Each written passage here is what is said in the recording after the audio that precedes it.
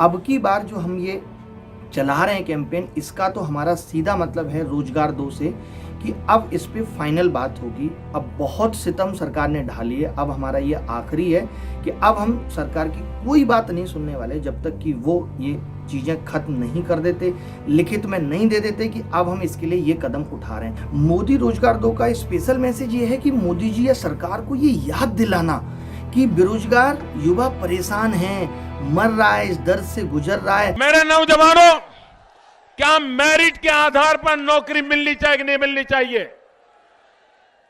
आपकी ताकत के हिसाब से आपको काम मिलना चाहिए कि नहीं मिलना चाहिए? अगर आप होनहार हैं तो आपके नौकरी का आपको हक है कि नहीं है? लेकिन रोका कैसे जाता है? तो रोजगार पे बात करो। अब एक दिन में रोजगार तो दे दी नहीं जाएगा, इसका मतलब है कि रोजगार पे बात करो। जो एग्जाम आप फेयर नहीं करा पा रहे, हम उन समस्याओं को बताएंगे ना। एसएससी और सीजीएल का जो मामला है, ये क्या मामला है और आप हमारे व्यूअर्स को थोड़ा आसानी से समझाएं। देखिए 2013 की बात से ही 2013 में पेपर कैंसिल हुआ, फिर दोबारा हो गया, वो चलिए 1-1.5 साल उसमें लगा, फिर लगा कि अब सब कुछ ठीक हो जाएगा।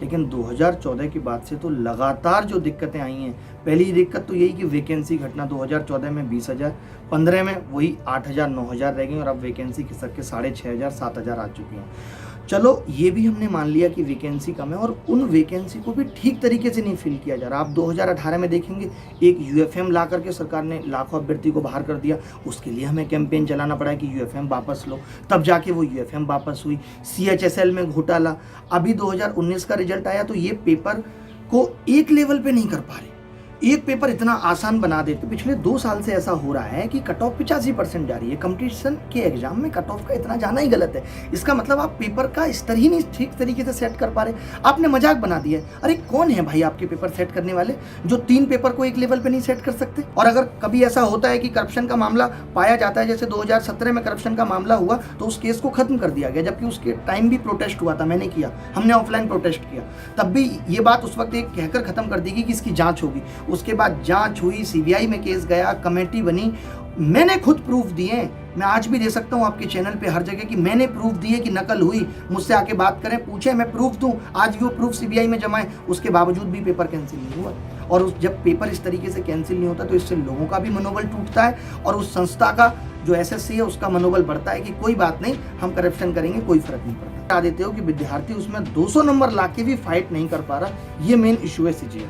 100 मिलियन ट्वीट और वर्ल्ड वाइड नंबर 1 इसको ट्रेंड करा दें, ताकि पूरे वर्ल्ड में भी ये बात पता जब चलेगी कि भाई देश में बेरोजगारी का इतना बुरा हाल है, बेरोजगार सड़कों पे उतरने को तैयार है, इतनी बुरी स्थिति है। अगर इसके बाद भी सरकार हमारी नहीं सुनती, ये तो सिर्फ एक सरकार को हम अपनी बात भेज रहे हैं, लेकिन अब हमें ऐसा लगता है कि सरकार तक हमारी बात पहुंच भी जा रही है, बट सरकार के कान पे उसके बावजूद भी कोई जो नहीं रेंग रही। आप बताइए, किसी बाहर वाले ने एक जरा सा ट्वीट कर दिया तो मिनिस्ट्री ऑफ होम अफेयर्स या मिनिस्ट्री ने वो चीज़ तुरंत नोटिफिकेशन निकाल दिया और इतना युवा आज इतने ट्वीट करा रहा है, लाखों करोड़ों ट्वीट हो रहे हैं। क्या एक मिनिस्ट्री ऑफ एजुकेशन या भारत सरकार ये नोटिफिकेशन नहीं निकाल सकती कि हम आपकी बात पे भी गौर फरमा रहे हैं और इसको जल्दी से जल्दी सॉर्ट आउट करेंगे?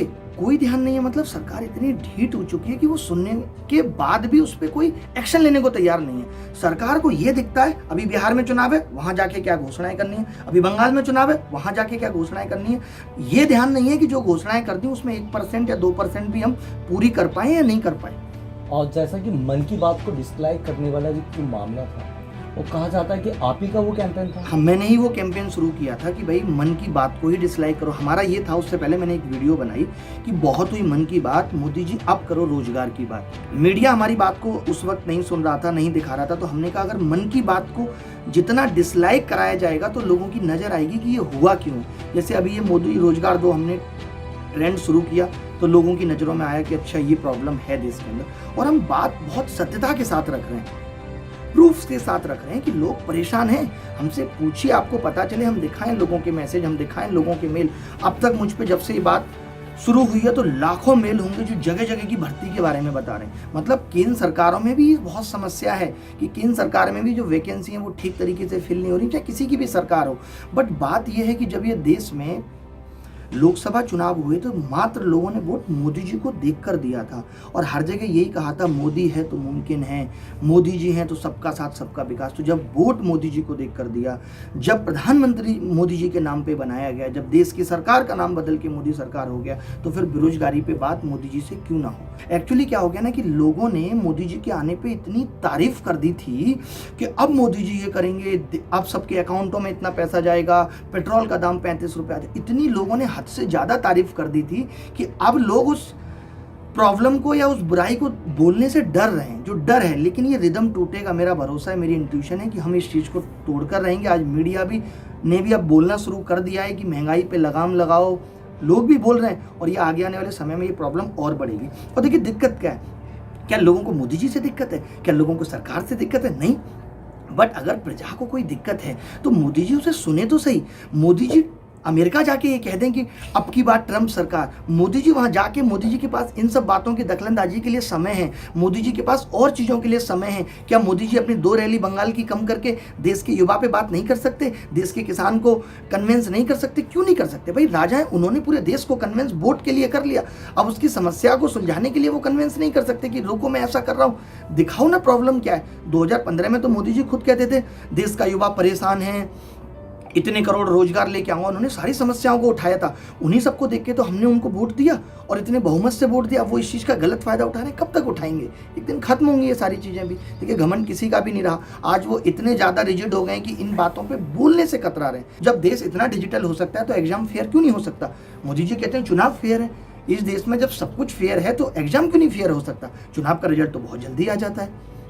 अगर इनको भी लटका दिया जाए 1.5-2 साल, उसके बाद भर्ती कोर्ट में फंस जाए इनकी भी, तब इनको पता चले कि 5 साल सरकार चलने के बाद पता चला कि ये साहब भी एमएलए एमपी बन पाए, तब इनको उस दर्द का एहसास होगा। हम तो बस ये कह रहे हैं कि सरकार इस टॉपिक पे बात कर ले कि भाई आप किस लिए कर रहे हो आंदोलन। आप टोटल 2 करोड़ दे दो 5 साल की सरकार में, लेकिन वो रोजगार होना चाहिए। ये नहीं कि आपने स्किल इंडिया के तहत किसी को ट्रेनिंग दे करके एक दर्जी बना दिया, आप उसको भी रोजगार में काउंट कर रहे हो। तो दर्जी तो इससे पहले भी हुआ करते थे। तो ये सब चीज़ें नहीं चाहिए हमें। हमारा मतलब ये है कि वास्तव में रोजगार दो। जो संस्थाएं हैं जैसे यूपीएससी है, एसएससी है, अब इन्होंने सीईटी लाने की बात कर दी, तो सीईटी की प्लानिंग क्या है?